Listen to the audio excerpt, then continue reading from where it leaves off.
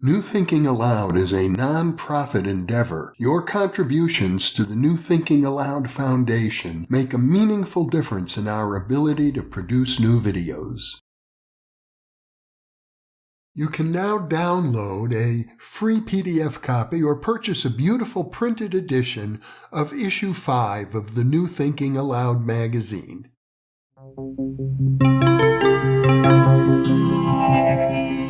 Thinking Aloud. Conversations on the leading edge of knowledge and discovery with psychologist Jeffrey Mishlove.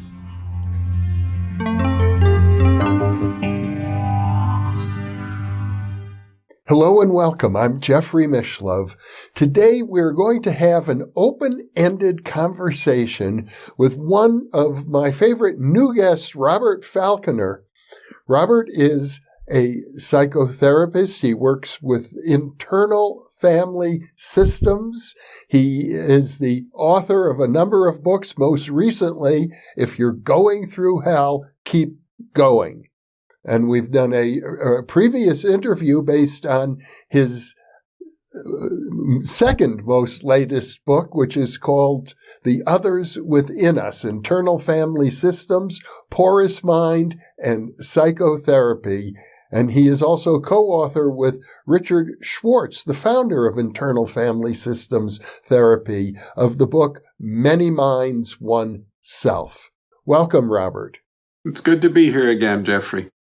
I'm delighted to be with you. I think very highly of the work that you're doing, uniting the fields of psychotherapy and what has been known as exorcism or spirit depossession or spirit releasement therapy and so on. I think your work is extremely important these days. But what we didn't do in our previous interview is talk more about your personal story. And I think that would be a good starting point for our conversation today. Okay. I'm totally willing to do that. I came from one of the really horrible families. Extreme sadistic sexual and physical abuse throughout my childhood in a church-going family. A family that if you didn't get close and didn't, middle class, church-going, but my father raped and beat me almost every day of my childhood. And he was a sadist, so he did a lot of really vile things. And both he and my mother were addicts. He was a stone alcoholic. She was more of a prescription drug addict, but also a alcoholic binge drinker. He would have his partners in crime living in the house with him. So there were often 2 or 3 men, child abusers in the house, molesting and hurting my brother and me. My mother was institutionalized a few times for mental illness. My brother committed suicide when we were teenagers. My father was murdered a few years later when I was 21. So, by all odds, I should be dead like my brother, in prison. You know, the old, it's not really a joke, but people call it a joke because otherwise you have to start crying. Men go to prison, women go to therapy. So I should be living in a dumpster, dead, or, in prison. And I'm not. And more and more, I don't think people can heal without connection to spirit. And especially from major trauma like this, people need to find a way to connect to something much larger than themselves and much larger than the pain they endured.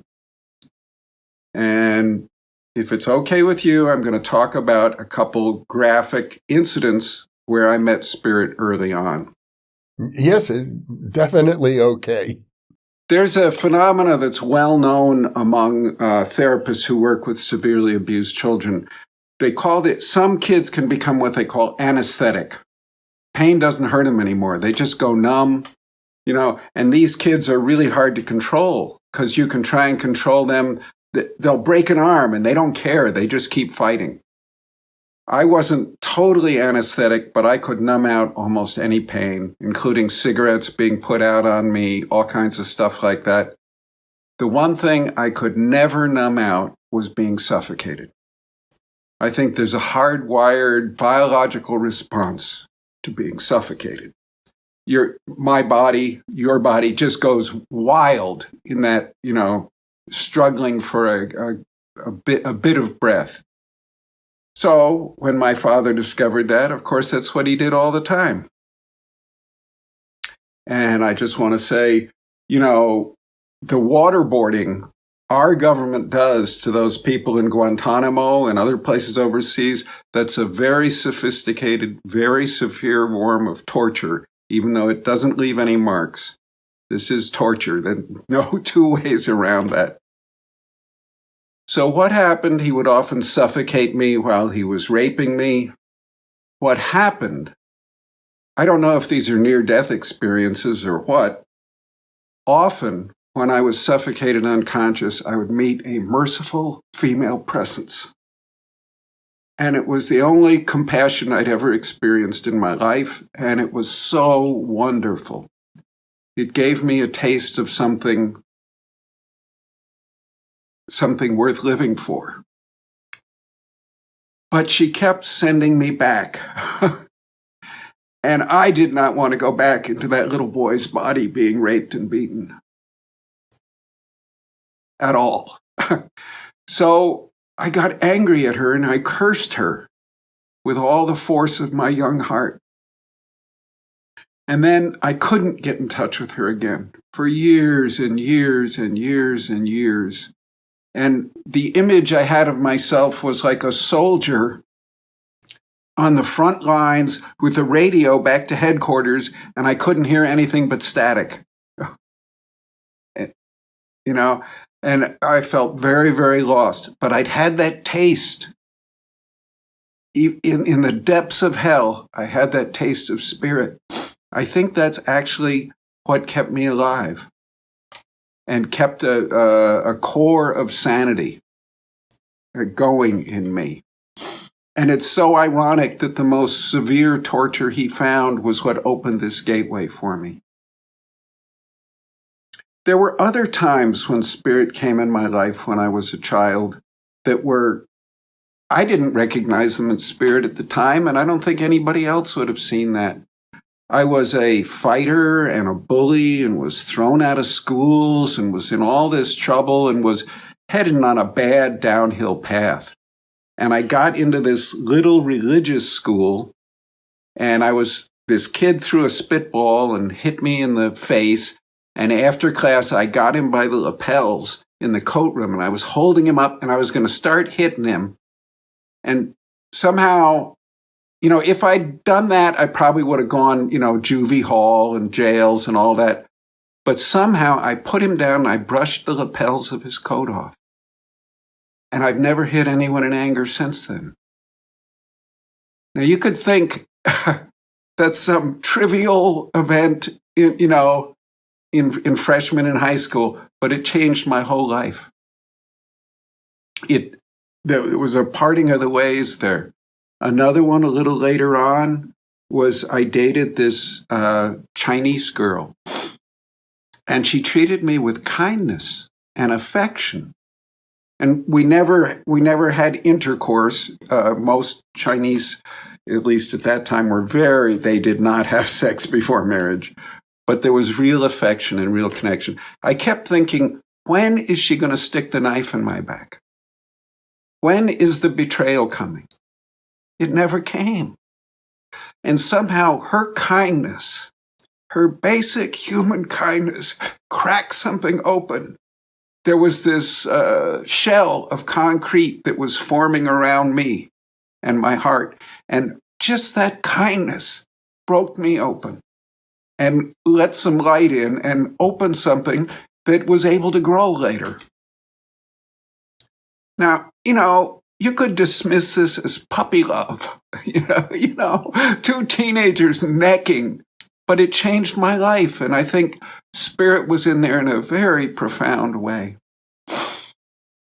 And I was also drinking really, really heavily in high school, and I was on the railway line to severe alcoholism. But I ran into LSD, or LSD ran into me. And in 1967, I consummated my love affair with LSD. And somehow the exposure,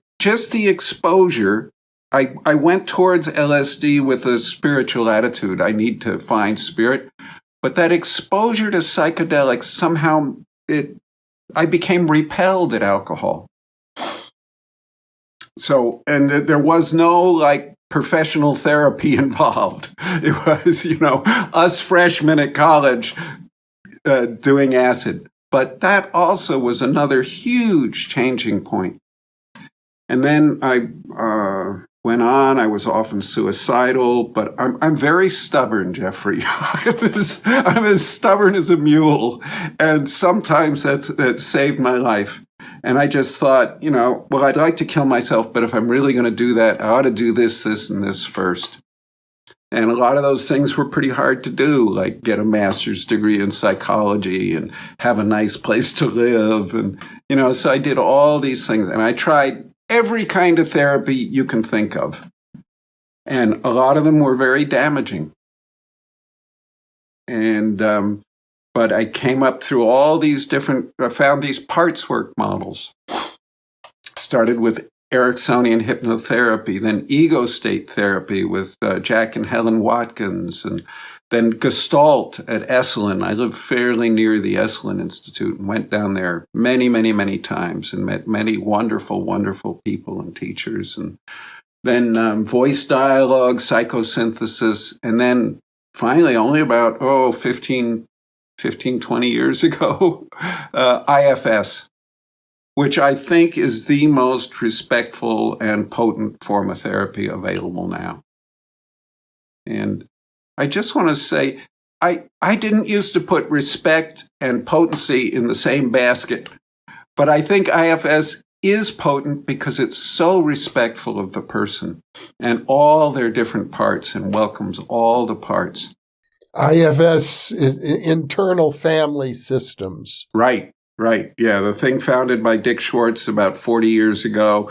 And it's become so popular, it's almost a fad among therapists now, which has its good sides and its downsides. And there's a lot of money to be made being an IFS therapist now, so that it's become competitive, and it's not something I'm so comfortable with. Well, you've been affiliated with the IFS movement now for a long time, for probably 20 years or so. And I suppose people identify you as an IFS therapist. Definitely. Yeah. And, I've taught it all over the world: China, Korea, Pakistan, Mexico, Canada, Australia, almost all online, all over America. And I think it's the best we've got. And IFS has this concept of self. We're made up of parts, and we're multiple. We're much more like a basketball team than a tennis player in our internal psychic structure. But there's also this thing Dick calls self, which he says is always curious, calm, compassionate, all these other things. And I think what self does, it sort of sneaks in spirit almost like through a back door, because spirit is not really acceptable in modern academia. You have to sort of slide in sideways. And I don't think people really heal at a profound level unless they can connect with something larger than themselves. Well, I guess it's fair to say, considering that you would probably agree with me, that at some level, at the level of the persona, the personality. You were extremely damaged by your childhood. And now, I think many, many decades later, it's fair to say that you are a well-balanced, happy person. Yeah, I think basically I'm a man of joy. And Jeffrey, this is one thing I've enjoyed about you, because I've been watching you for 50 years. From way back when you were on TV, you seem to be getting more and more joyful. And there's more of a sparkle of joy in your eyes. I love that. I think it's true. And I watched some of those old videos myself. It's something about getting older that does get you in touch with something very fundamental. When you know that you're closer to the end of life, you get to appreciate it all the more. I think every trauma, every difficult thing presents us with a fork in the road. We can either let that break our heart open, which is difficult, and then we go forward into compassion, joy, vastness, or we can contract and get bitter, hard, small, and resentful.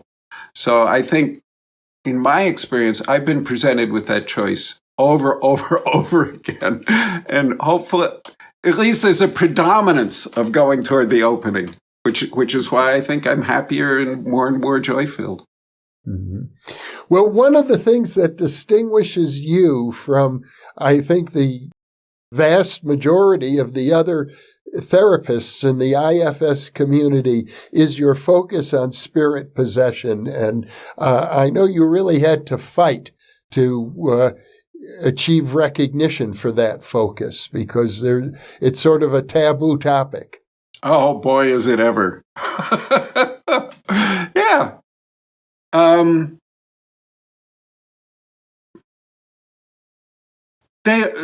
They know it happens.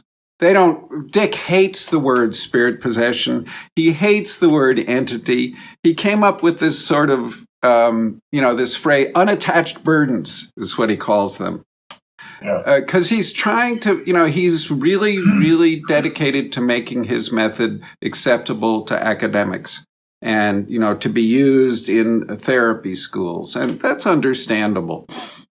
Freud and Jung had the same struggles. Yeah. And I thought Jung seemed to be the most honest of them all, but he kept the Red Book secret for 50 years after he died. And Roberto Assagioli, the psychosynthesis guy, seemed to be even more out there than Jung in terms of being upfront about the spirituality needed for healing. But I found out recently he had two libraries. He had one in the public office, and he had another one back that he kept secret that was all the really weird stuff, the theosophy and all that other stuff. So even he had a reserve, things that he felt were too out there to be discussed publicly if he was going to be, have any impact at all. Psychotherapists struggle with wanting to be scientific. We live in the modern era where, you're considered very low on the totem pole these days if you're not scientific. And psychotherapists in general are near the bottom of the totem pole anyway. So. Well said. Yeah. So there's this effort, and the paradox is that what is meant by scientific is that you have to explain yourself in terms of materialistic, reductionistic language, and that's not what you're doing. You're doing the opposite. You're doing something that is holistic. Yeah. And I hope that's changing. There's so many wonderful people like Bernardo Kastrup and many, many others who are that materialist paradigm is dead. I think it's not really tenable anymore. I'm pretty sure that you understand that, and I understand that, and probably most of our viewers understand that, but we're still kind of a subculture. The mainstream culture is For all of the lip service we pay in the United States to religion, we live in a very, very materialistic culture. Yeah, totally. I agree. I think that's one reason why we're experiencing an epidemic of mental illness. People don't have anything larger than themselves they can connect to. And I think that's necessary. I think the work of psychotherapy is really spiritual. It has to have a sacred basis, or it falls apart. Now, if I cared about academia, I couldn't say that. And don't attribute this to IFS or Dick Schwartz or anybody. This is just Bob. I want to read a short poem, if that's okay, because I think it makes this point in a really beautiful way. The Healing Time by Pesha Gertler. Finally, on my way to yes, I bump into all the places where I said no to my life. All the unintended wounds, the red and purple scars, those hieroglyphs of pain carved into my skin, my bones, those coded messages that send me down the wrong street again and again, where I find them. The old wounds, the old misdirections, and I lift them one by one close to my heart, and I say, holy, holy. I think we have to have that kind of depth, or no. That's really beautifully put, and there's some things I think that can only be expressed through poetry, that the logical language just doesn't get to the heart of some things.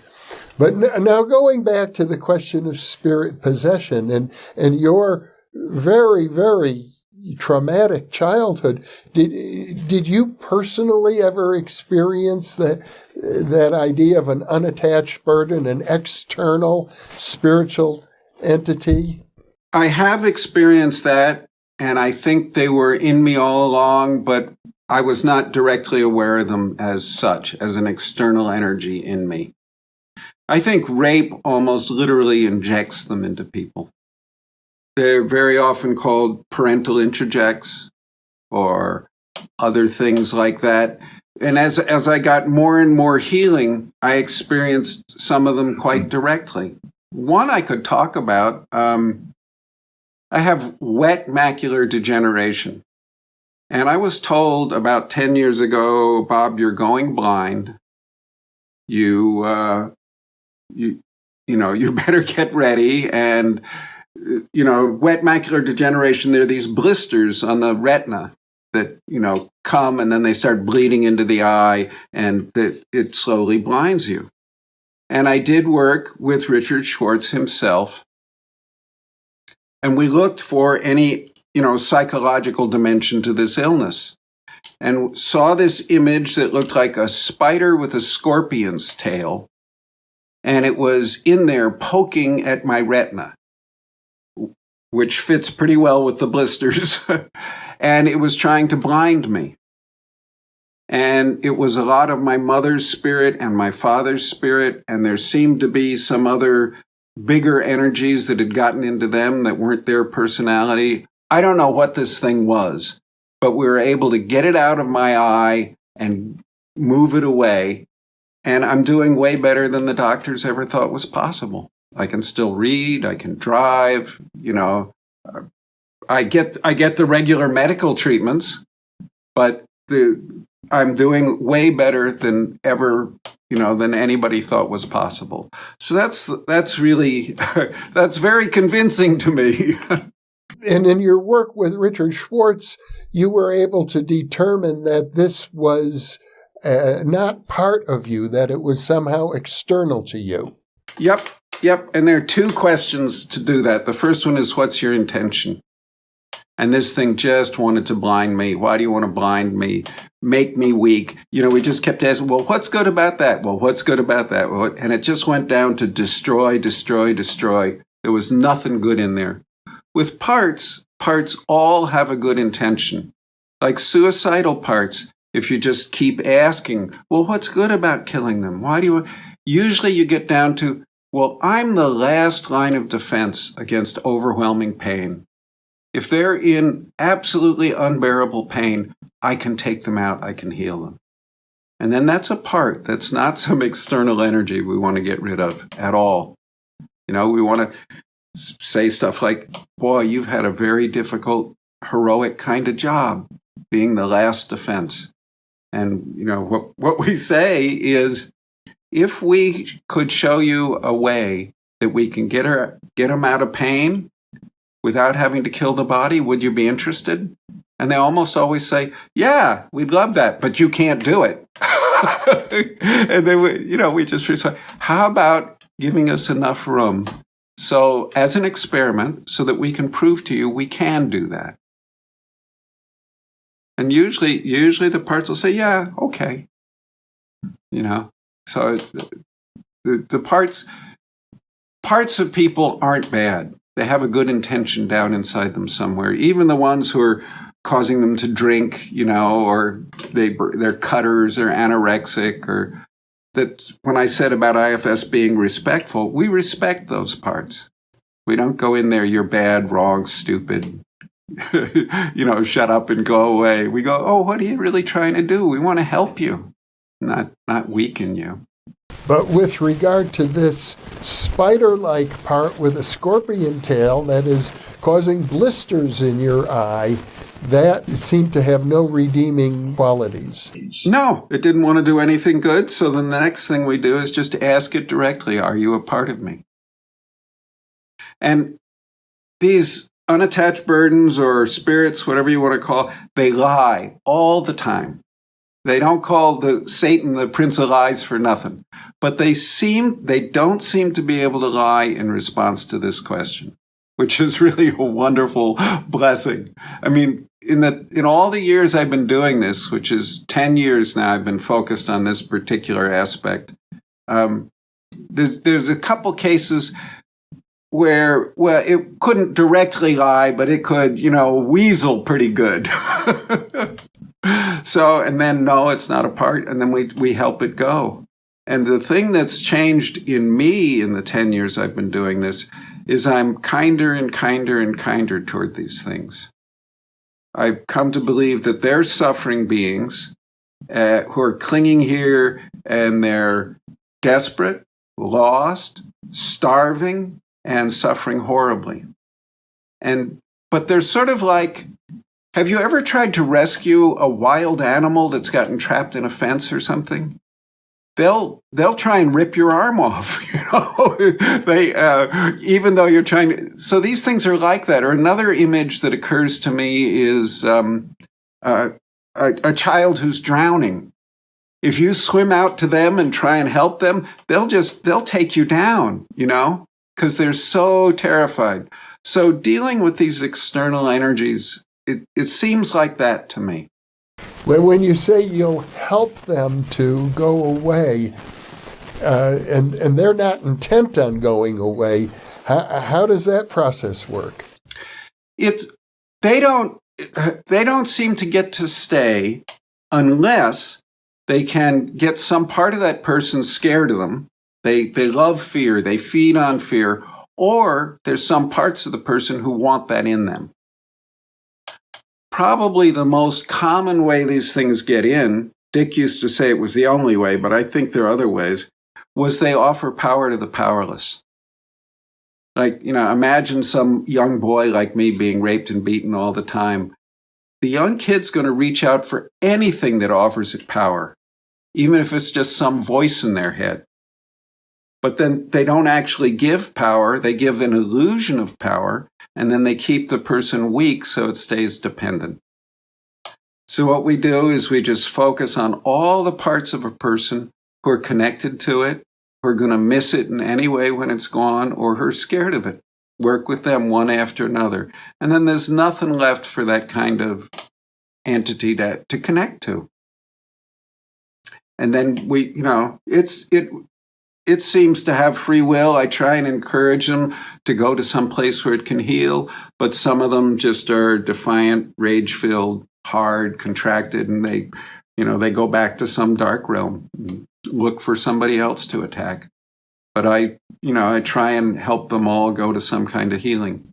Now, I know many people who do this work would work with what they would call their spiritual guides or helpers, that it's not something that the therapist does at the ego level. It's done at a completely different level of consciousness. Yeah, I would agree. Yeah, and I ask Spirit to work through me, and I ask, please shut me up and you do the work, stuff like that. And it's, yeah, there's very interesting. I have not worked inpatient, but there's several people who've worked with, psychotic people, diagnosed schizophrenic, and they say the voices talking to the schizophrenics are voices of demons. And that they can, the psychiatrists say, don't encourage the patient to talk to the voices, because that's colluding with their hallucinations, and you don't want to do that. It makes them worse. But actually, this guy, Jerry Marzinski, and there's some others too, say that's exactly what you need to do. And what he's discovered in working with schizophrenic patients in a much more blatant and florid way, these nasty voices giving all these poisonous, weakening messages. It's very much like what I've discovered in working with a much less damaged population. Well, it reminds me, of course, of Wilson Van Dusen, the psychiatrist or psychologist. I knew Wilson Van Dusen, who was the chief psychologist at, I think it was Mendocino State Hospital, a huge facility in California back in the days before Ronald Reagan was governor and closed those big mental hospitals and initiated a new era of homelessness. With the mentally ill out on the streets in California, saving the government, I suppose, a lot of money. And maybe giving the profession an opportunity to rethink what we were doing. Jerry Marzinski actually was a student of Wilson Van Dusen's. Mm. And I've exchanged emails and stuff with Van Dusen before he died. And, he was a Swedenborgian. Yes. And I've worked with a Swedenborgian minister for many years. And I've got another book that should be out early next year, or maybe at the end of this year, on IFS and Swedenborg. Ah. Because Emanuel Swedenborg, who was this scientist turned mystic, who died, 1780, something like that? Yeah. He was the foremost scientist of his day, in a lot of ways, and he was hardcore science, like copper mining, that nothing airy-fairy about this guy at all. When he was around 50, he started having visions. And the last, I think it was 27 years of his life, 30 years of his life, he was taken on guided tours of heaven and hell. And he left 30 volumes in Latin describing the geography of heaven and hell. And Van Dusen and Jerry Marzinski said, this is what they've discovered in the voices of the schizophrenic patients. So it's fairly astounding. As I recall, Van Dusen noted that, yes, they had these voices that were hounding them and persecuting them, but he also found that each patient had another voice, a voice of wisdom, and he encouraged his patients to cultivate a relationship with that voice. Yes, and that's so important. So important. I'm really glad you mentioned that. And he has tables of how to tell the good guys from the bad guys, because a lot of times the nasty voices pretend to be some kind of religious leader. They show up looking like a fake. But I don't think people heal from lives like mine unless they find something like that they can connect to in their inner world.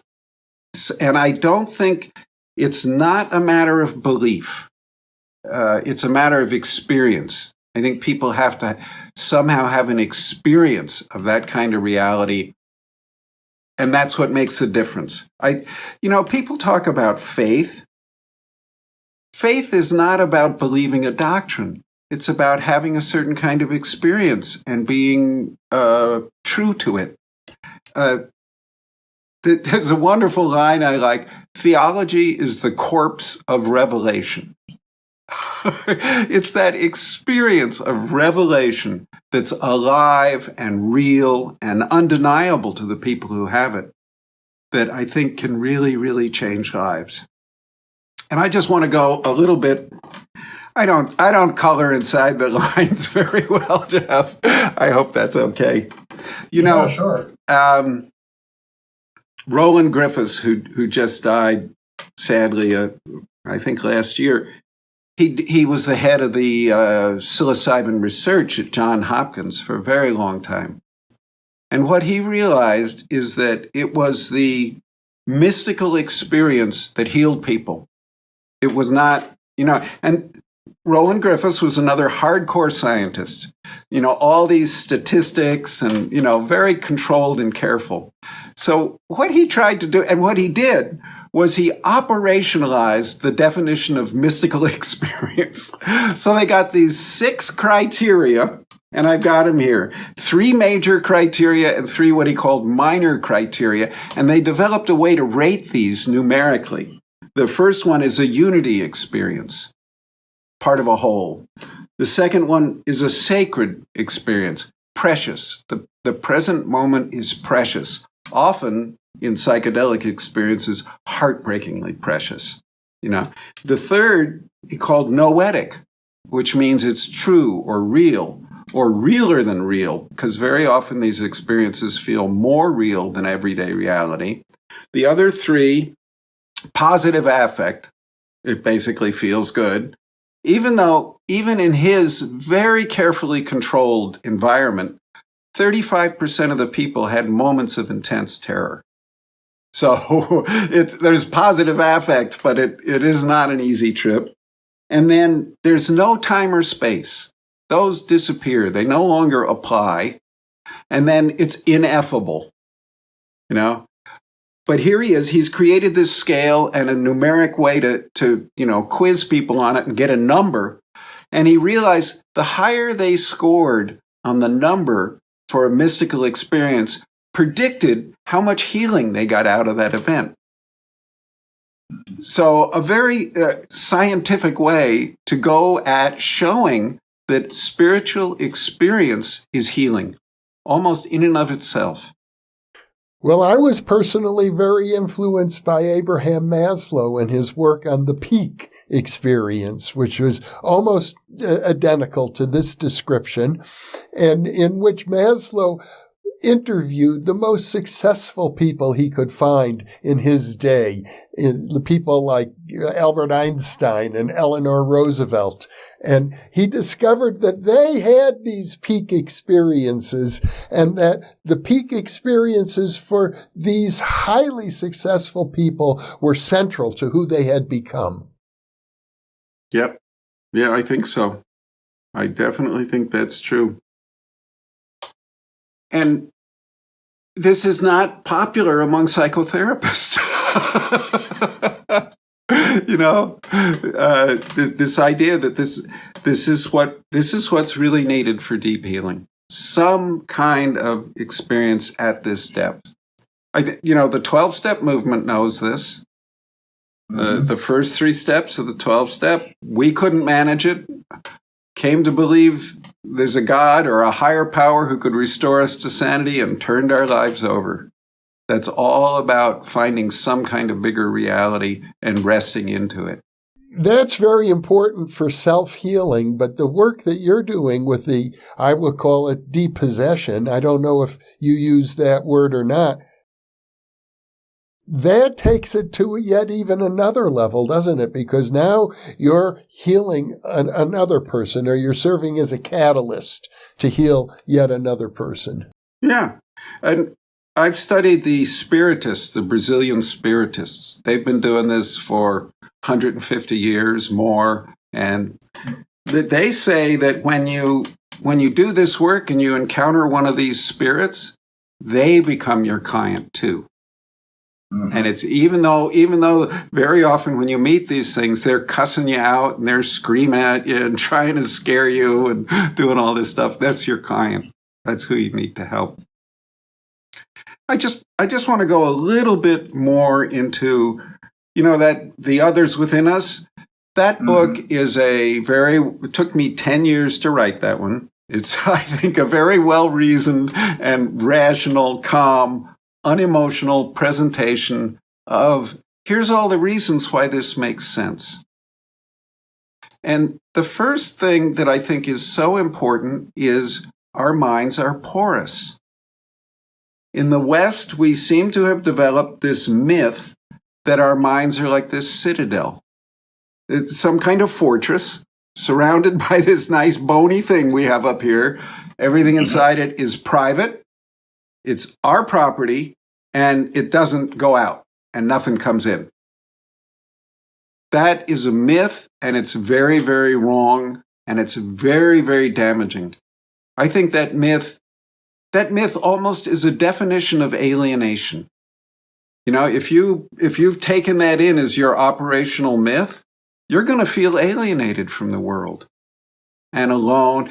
And there's quite a few people who've traced the history of this myth. It's only come up big time in the past 400 or 500 years. But if you think about it for a minute, every living system is surrounded by a semi-permeable membrane. Stuff comes in, stuff goes out. I mean, if it isn't like that, it's dead. Why would our minds be any different?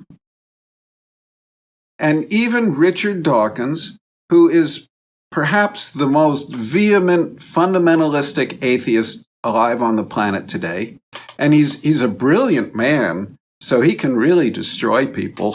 He came up with this theory of memes and memeplexes, which he actually came up with the theory to explain religion. He said religion is like a virus of the mind. And it can get from one mind into another, and then it can replicate in that mind and then go out to others. And then he talked about memeplexes, which would explain a whole complex combination of stuff, like a whole religion and all its mythology, and that going into minds, replicating, and then going out. That also explains spirit possession. It's a perfectly adequate theoretical explanation of spirit possession. And so here's one of the most vehement atheists giving a perfectly rational, totally atheistic explanation of this event. I think there's something fascinating and paradoxical about that. And I get that as well when I look at Buddhism, which is a very spiritual approach, which when you look deeply into Buddhist philosophy, they don't believe in any kind of ultimate deity. Mm-hmm. Yeah, and yet there's all kinds of spirit possession stuff, especially in Tibetan Buddhism. They have that state oracle, the Nechung oracle, and the Dalai Lama relies on the spirit who possesses the man and for state advice. And you can see interviews with the guy who's the oracle, and he's completely unconscious of what happens. And he does amazing things. They put this headdress on him that must weigh like 50 pounds and this huge thing, and he dances in it. It would snap somebody's neck. And he says after the trance, they carry him out, because he usually passes out at the end of this. They carry him out, and he says when he comes back to consciousness, he's just filled with joy. And these guys don't live long. They almost all die young. But he says, I'm just filled with joy. It's such a pleasure for him to be the recipient of this spirit.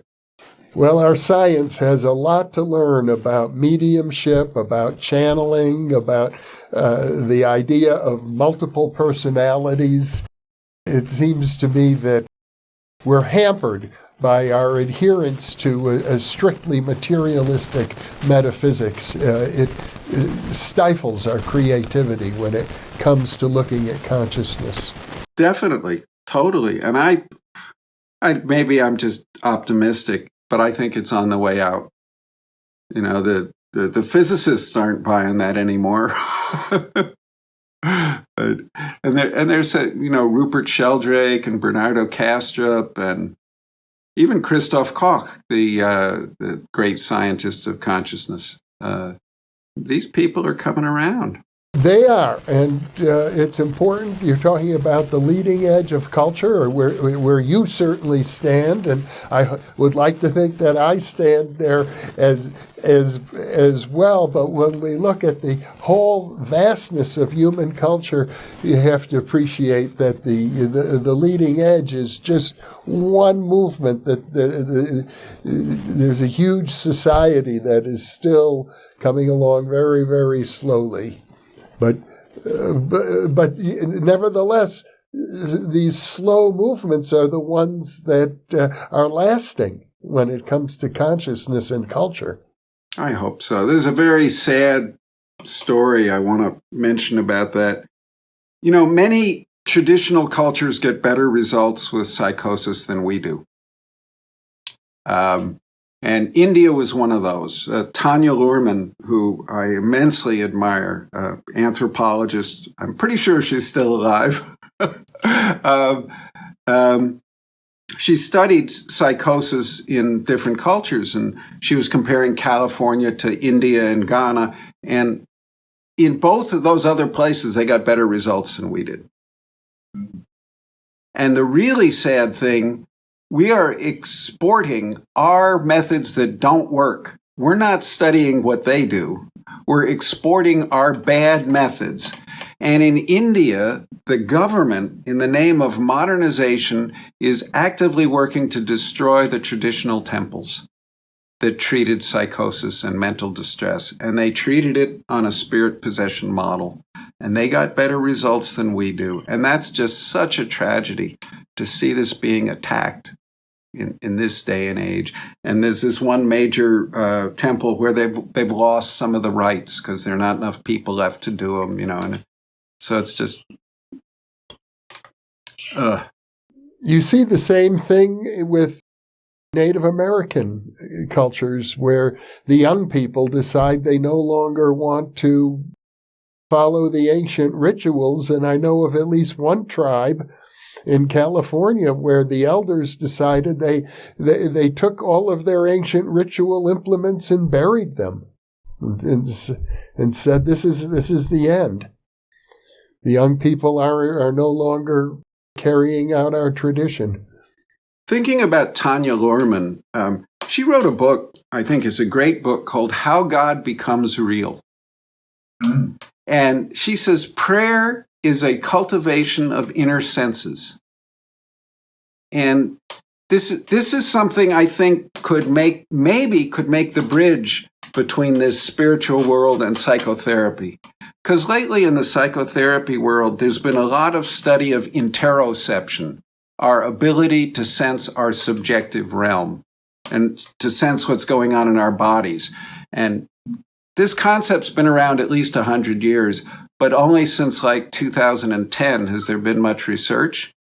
But now it's getting really, really clear that people who have poor interoception skills are much more likely to have treatment-resistant depression, borderline personality disorder, all this nasty stuff.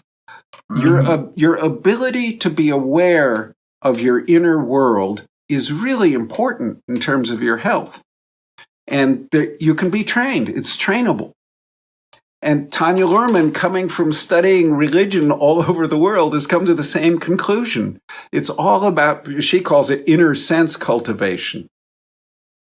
So maybe these two can meet somewhere. Very interesting. And I tend to think that having a good inner sense also is a way to cultivate psi ability. Definitely. And I think for me, the more I go inward, first I met all the trauma from my childhood, which I didn't want to meet. Who does? But as I moved through that, things got bigger. It's like with the night sky, we get better and better telescopes. It gets bigger and bigger and bigger. Same thing happens as you pay attention in the inner world, I think. And at first we meet our personal history. Then there are the sort of close-in archetypes that are still human-looking. Then there are these archetypes that aren't even human anymore. And it's fascinating to me. Every question I get a little bit of an answer to, it opens up 10 new, more fascinating questions. So I find it really exciting, and sometimes it's a little scary. Like, there's a great quote I like from a Cherokee woman shaman. Our foundations are ripped out from under us over and over and over again until the abyss itself becomes our foundation. Beautifully put. Yeah. And I think that's what this movement inward is. It's about learning to not only tolerate, but enjoy that.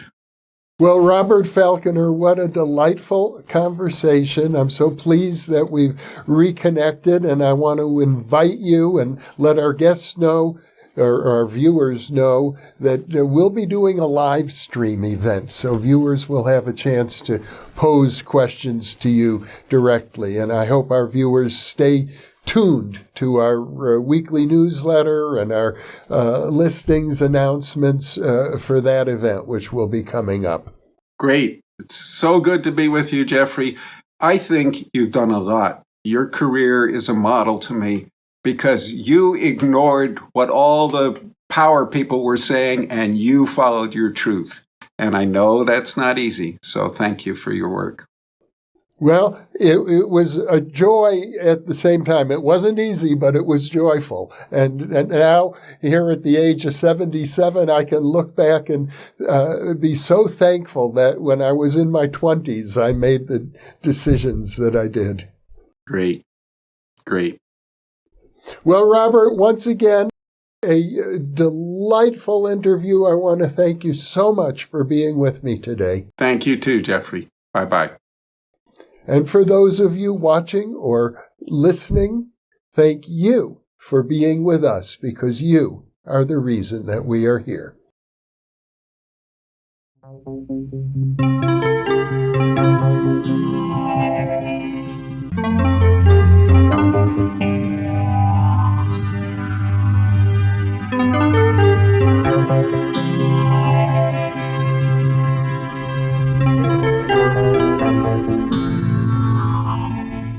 Book 2 in the New Thinking Aloud Dialogues book series is a tribute to parapsychologist Russell Targ, celebrating his 90th birthday. New Thinking Aloud is a non-profit endeavor. Your contributions to the New Thinking Aloud Foundation make a meaningful difference in our ability to produce new videos.